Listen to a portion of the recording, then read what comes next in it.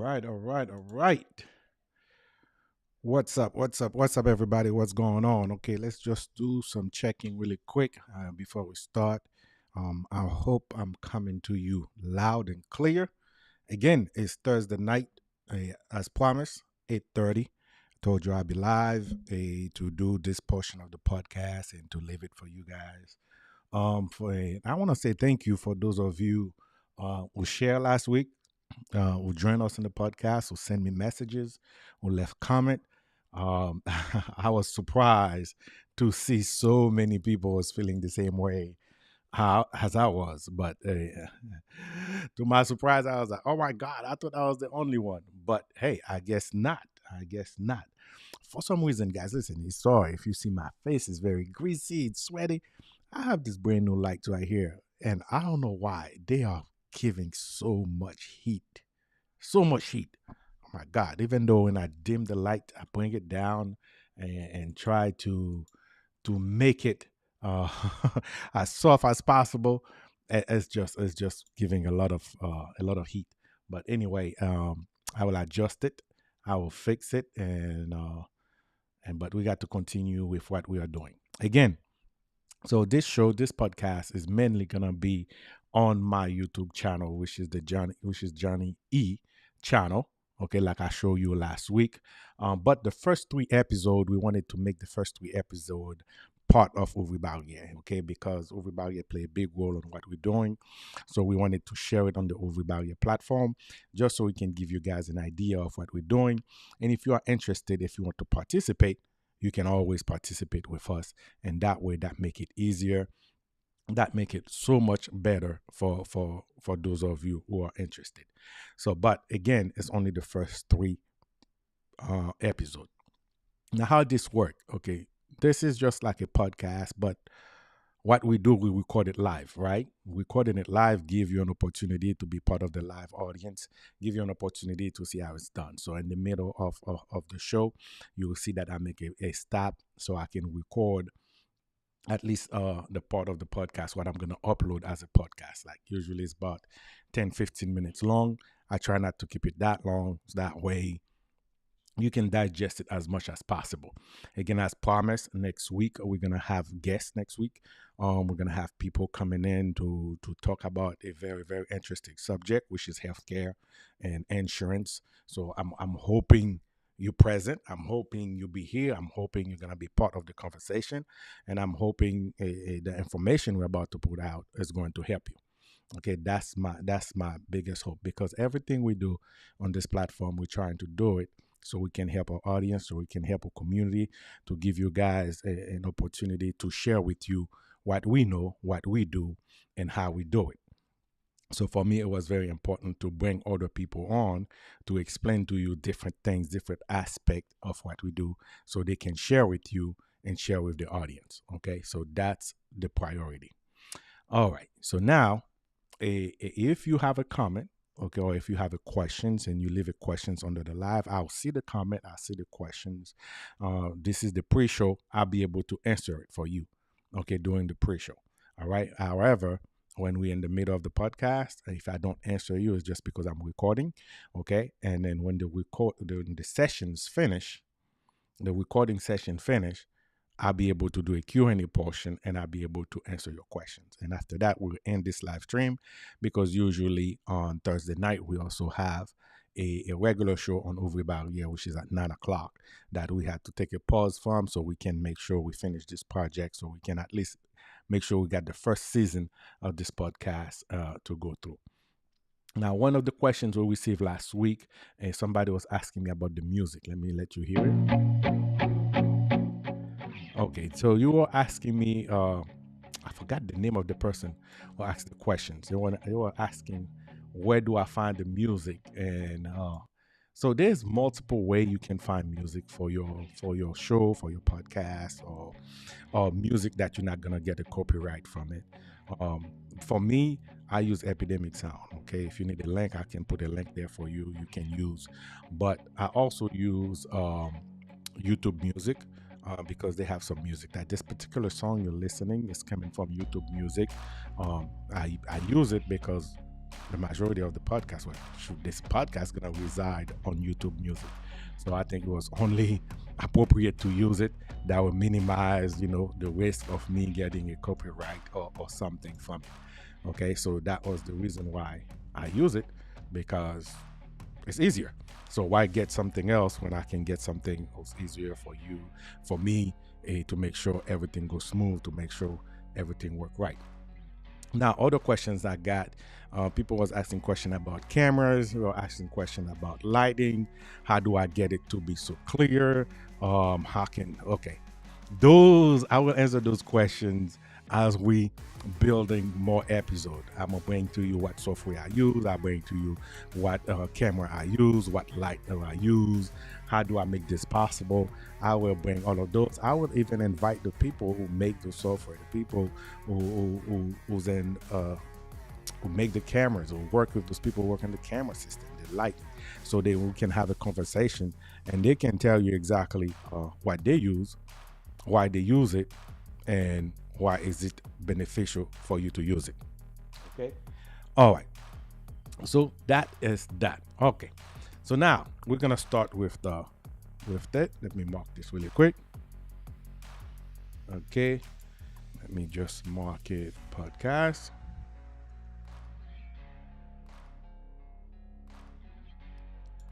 All right. So now the marker is added. Okay.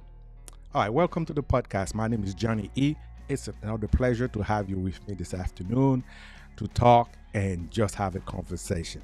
Now, a lot of people send me email and they wanted to know, why do I create content? And I wanted to answer the questions, and I wanted to make it as simple as possible. But I took some time to think about it and tell you the accurate answer and the truth at the same time. Now, why do I create content? Like many of you know, I spent about 20 years in the Navy. When I retired, I came back to my community, which is the Haitian American community, or the Haitian community, however you feel like calling it. And then when I came back, there was some stuff that I saw I didn't like. The way things were done, the way business was functioning, what the people was receiving. And I thought, you know what? It is not up to somebody else to create stuff for my community. It is my responsibility to do so. So I went in this and started creating content and getting information that my community doesn't have and bring it to that community. And those information is based on many, many things. Okay, like we're talking about healthcare, we're talking about financial, we're talking about political, we're talking about governmental, we're talking about services for women and children. You name it. That I felt like it was needed to have somebody who can bring that information to them. Now, a lot of you doesn't know how our community function, right? Like, you'll see on the news sometimes, the majority of the time, they just, when they're talking about Haiti, they just this is bad, this is X, this is Y and Z. But Haitian people are hardworking individuals, and a lot of them come here and they come to look for a better life. And when they come here, they pride themselves on working hard. Some of them will have 2-3 jobs, if possible, to make ends meet. But at the same time too, we are a big part of the American life. Okay, we are doctors, we are nurses, we are soldiers, we are sailors, we serve, police officers, you name it. So just like any other immigrant that group, we play a big role in this community. We play a big role in this country. But at the same times, there's a lot of us who know when we come here, who just like everybody else, when you need assistance. You need assistance to do some stuff, to get around, to learn the culture. And I think it was our responsibility to do so. So when I first started, it was around, let me see, 2018, 2019, and during the pandemic, we were having a lot of issue back home, and a lot of political issue, and I thought it was very important to try to bring together a lot of those people who are in influential position, like especially on social media, who's guiding that community, right? Maybe left, maybe right, who's guiding them. And I thought it would be a good idea to bring them together and to create something where we can talk with one another and try to figure out how we come, what we can do to open, the people's eyes and help them progress. Well, sadly, it wasn't like every like every anything else. It wasn't a success, right? Because they see things differently. It was total chaos. But at the same time, there was a moment. There was some times that was good with those who participate, who take place and help us create what we have today and help us bring the subject to light and talk about what's going on. Then I start thinking and start going deeper. And then I said, you know what? What is missing here? What is the people are looking for that they don't have? Because when you come here, I remember when I came here in about 97 ish, the I was lost. I didn't know what to do. I was culture shock, right? I was in culture shock. I didn't have the information. And the people that I have to go to get those information, those people who were here before me, um, they were selling that information like it was expensive. And even sometimes, the majority of the time, the information they were selling me, it was it was wrong. So so this is the reason why I say, you know what, I'm gonna do it differently. I'm gonna bring those type of information, like I told you, health, uh, social services, education. I'm gonna bring that those information. I'm gonna bring those people in those field to come to my people and discuss this kind of information with my people and share that information with them. And this is the reason why I focuses in my channel, right? My channel was the Uvi Barrier channel. Like I told you, this is the channel that I focus on to make sure that I bring that information to my people so they know what's going on. Maybe me going and learn that information and bring it back, get knowledge on it and bring it to my people so they can digest it, bring it to them so they have that information that they don't have. Basically sharing my experience with them so so they can avoid the mistakes that I made when I first came here. Now, our community it's divided in many categories. The way I see it, you have those who came here in the late 60s, right? Late 60s, early 70s. They were running away from the dictatorship, from Duvalier, and that's how they come here. And then you have those who came in the 80s. The 80s, we had the phenomenon, we had the boat people situation, right? Just like Cubans, just like Haitians, we had the boat people situation in the 80s, and we have a great amount of people who came in during that time. Then we have those who come in the 90s, right? 90s and early 2000s, okay? And we saw things different. This is again, that's after the Aristide era, okay? So we see things differently and we came here. And I was part of the group in the 90s, right? In the 2000s. Then you have a category where those who were born here from the parents of the 60s, like the people coming in the 60s and 70s, they had a hard time and they have kids. Like I'm talking about the white class, for example, why who had to go to a lot of trial and tribulation just to have people respect what is it to be Haitian, right? And Wycliffe, we can say, make being Haitian cool, right? So he's the kids who came from the parents of the 60s and the 70s, right?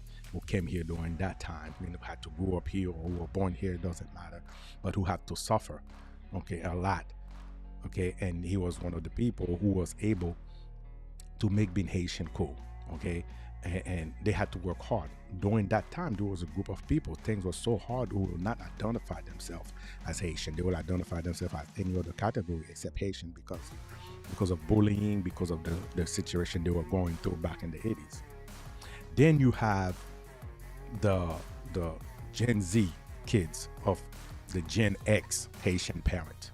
So that's mean that my category, like my kids, for example, okay, and for them it's different because those kids is trying to connect with us, but because of what's been happening in the country politically the last few years, it's been very hard for them. Now don't get me wrong, they're very proud, they carry the tradition, and they support the culture, okay, and they do everything they can to continue to show the world what we are about. But it's a little bit difficult for them. So with those categories divided in so many different pieces, that's why it's so hard to unify us, to bring us in one pot, and to move forward as a community. And this is the dirty laundry. That's something that we will have to discuss as a community. But when I look at this and I start looking, okay, what are we not getting? So I'm gonna give you an example. You see, with this evolution of AI, the way AI is moving forward, the way things are transforming. When I go and I'm trying different AI software or different AI category, and you'll see that they'll have different languages for them, right? Like when I create content and I want to get my content to look dope, and I'm trying to find something AI to make it happen, and I find different categories. Now we'll find different languages: Hindu, Chinese, Japanese, Korean, okay, French, Spanish, and one thing was missing is Creole. And when I start talking to those people in the spaces, and I start to ask them, okay, what can we do to have Creole as an option? Okay, and the answer, now again, I am not a computer guy, okay, by any means. So I can do some stuff, but I'm not a computer guy by any means. But the things they were telling me they don't have an API. Okay, I don't know those of you who's in that space who know they don't have an API for Creole. So that's what I was getting. Okay, so every time I see those apps, every time I see those AI, and I trying to reach out to see if that's something they can add, and unfortunately haven't been successful. So many of them to try to do that, but that's a small category. And then when we see what AI can do in the next 5, 10 years, I don't want our community to be behind. We're talking about 12 million people. 12 million people. Okay? And with that evolution, with that AI transforming everything and able to put it in different languages except the language for 12 million people, it's an issue. It's an issue that we have to address. Okay? And I'm talking mainly, especially to the programmers. Like I say, Haitians are in everything. Okay, we had outstanding programmers. We have outstanding people who's in the tech field, and I am begging them to address that on that space. I'm begging them to get involved and to say no. If you can, the thing is, people is assuming, okay, Haitians speak French, so we're just gonna put that API in French. No, not everybody speak French. Not all Haitians speak French, but all Haitians speak Creole. Okay, so the possibility to do so is there, and this is that possibility. I'm trying to make it become a reality, and that's a small example on what's going on. Same thing in healthcare. There's so many information in healthcare, and when you go to a place and you see like the languages in Spanish, the languages in French now, especially like for example in Central Florida, because we got a big population of Brazilian. Portuguese is on everything now. The menu, the the the front desk of every healthcare facility. But even though Haitians have been in this area for so long, we don't have that. Maybe it's because we wasn't forceful enough to ask for those things, to let people know that we exist, to let people know that we are 12 million strong and we are a big part of this economy. 12 million people, I'm talking about 12 million Haitians, but in the United States alone, I think we're almost at 2 millions, if not more. I might be wrong. I think we're about almost 3 million people in the United States. Okay, so that's a big chunk. So if I'm a business owner and I'm looking at this, I'm like, okay, how can I missing out on this? Why I am not offering my businesses to those people, to those groups, to those categories. So that's what motivated me and said, I need to create content who will help my people. I need to create content who will help this category of folks that needs to know that information. And those informations are out there. And again, you will find them in other languages except in Creole. So my job, which I took very seriously, is to learn those information, is to get involved in those spaces and bring that information in the form of content and distribute it to my people. Now, what do I ask? What do I do? I invite other people from other communities to bring them to my platform to come and talk to my people and say, hey, this is what we're offering. This is how you can get it. This is X, Y, and Z, because those things are important. Okay. Again, those things are important and we need them. And your business, it will benefit your business and it will benefit our community. And that's a marriage that I think is necessary. Okay. Right now, as I'm talking to, because of the humanitarian program, with the humanitarian program, we have over 100,000 people, 100,000 Haitian us here. If you're looking at the last numbers that came out, the majority of them is living in Florida. More than 50% is living in Florida. Now, again, this is a brand new wave that I call the 2024 wave of immigrants who was here. And those folks are working because those folks, when they come under the humanitarian program, they are eligible for work permit. Okay. And they apply for those work permit right away. And as soon as they get those work permit, the first thing they do is look for a job. Okay. But the resources sometimes are not there. The problem that they have, unlike the Spanish community, when they go to a place to apply for a job, that application is not in Creole. When a Spanish person come, that application is in Spanish. When they come, that application is not in Creole. Okay, so they do the best they can to fill it out, but sometimes there's some key points who's missing who might put them at risk of not getting hired for that position that they are qualified for. Again, you probably say, well, they need to go to school and learn the language and this. Yes, they're trying to do that. And I was talking to what's his name? He's a principal of a technical school who offer English as a second language in Central Florida. He was telling me he used to have, a couple years ago, he used to have about 8 to 10 classes for English as a second language. But today, he's at 35 classes. So which means he had to create 35 blocks to teach because he has so many students. And he said the majority of those students are Haitians. Okay? The majority of it. To the point that he had to hire a bilingual Creole and English to work at his front desk to help the people who come to register. Again, if you speak Spanish, you come to register. A lot of the information in Spanish, you can register. That's because you first started, and to guide you where to go, what to do, you can find it. But he doesn't have that resources. So he had to employ somebody with the skills enough to do that. And again, that's another example of how that community is evolving. Okay. And for those of you who was like, okay, I wanted to know why you create content. This is exactly why I create those contents. Because I believe if you gave people resources that is required for them to be successful, they are not going to be a burden. They are going to be a great asset to this country. When I came here, if I did not have the resources that needed to serve in the military for 20 years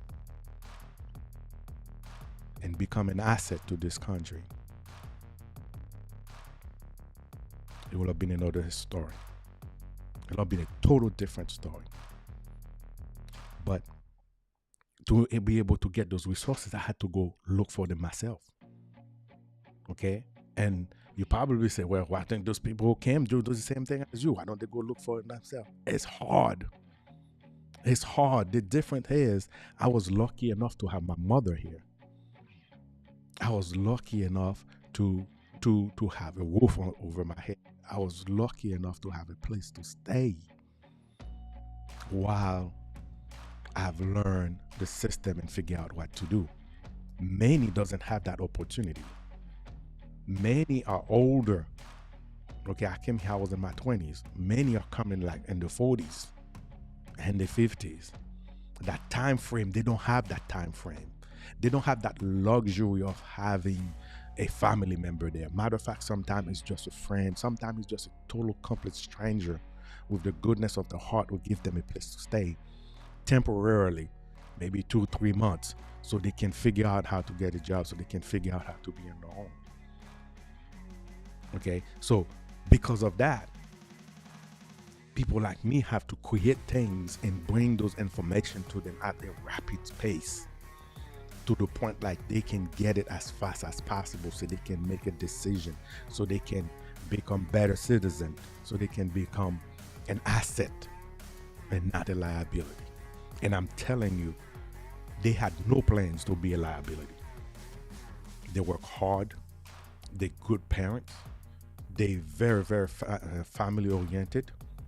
Okay, they're professional, smart, intelligent. All they need is a chance to start. And this is what I do. And this is what I create, and how I create it.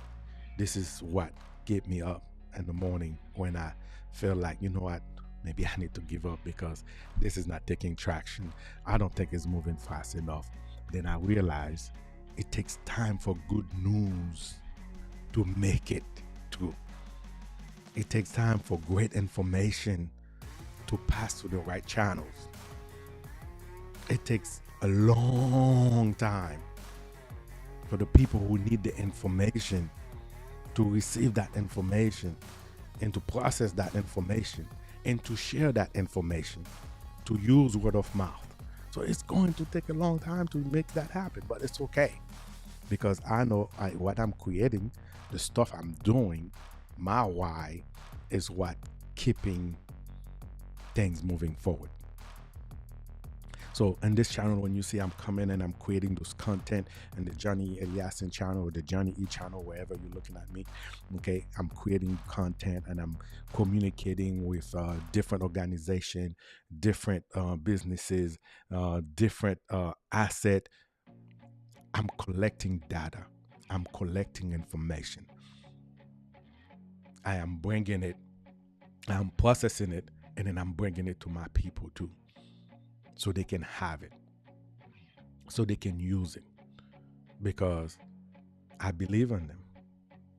And I think if we're able to do that, you will be surprised, you'll be amazed of what they can accomplish without the stereotype. Without the stereotype. Okay, so for me, it's important, and that's something I take seriously. And the fact that somebody was bold enough to ask me why do I create, and I think that was a very good question. And this is the reason why I make this episode about it, because every content creator have a reason, they have a why they create the content they create. And sometimes I think it's important to tell your audience what you're doing. Maybe they can understand you. Maybe they can connect with you at a deeper level and help them realize why you do what you do. That's something a lot of us don't do. And there's no wrong, no right about it. It's just maybe they never had the chance for somebody to ask them questions like that. But I think it was important for me as we progress through this podcast that I tell you what I do and who I am. And just like the other day, the other guy said, the guy said, oh, we're learning who this guy is and we're growing together. Yeah, exactly. So you are learning who I am and you are growing with me. And I'm okay with that. Again, every content creator create different things for different reasons. All of us have a why. My why is to connect my community with the world. Is to provide them access they will otherwise don't have. And for me, this is worth more than anything in the world. Thank you for listening to this podcast. At this very moment, we're going to go to the Q&A section and say hello to a few friends. Chanel, what's up, my brother? How you doing? How you doing? Thank you for being here. I appreciate you, man. Talking about, hey, Chanel, did you receive the jersey? Let me know if you received the T-shirt. Okay. What's up, Kira? How you doing? Thank you for being here. All right. So let me make sure that I don't have any comment or any questions on LinkedIn. Okay, no questions, no comment on LinkedIn. Okay, let me make sure on the website any questions. Okay, no questions on the website, just a couple people saying thank you. All right, so yeah. So this is the end for the podcast for tonight. Again, our podcast is recorded live in front of a live audience to give you a chance to participate, to give you a chance to communicate with us. Okay, and then it's been edited and produced and bring to you guys as a podcast for you to listen. And it go by the pre-show, which we did earlier. We did the podcast. Denise, come here. What's up? How you doing? Okay.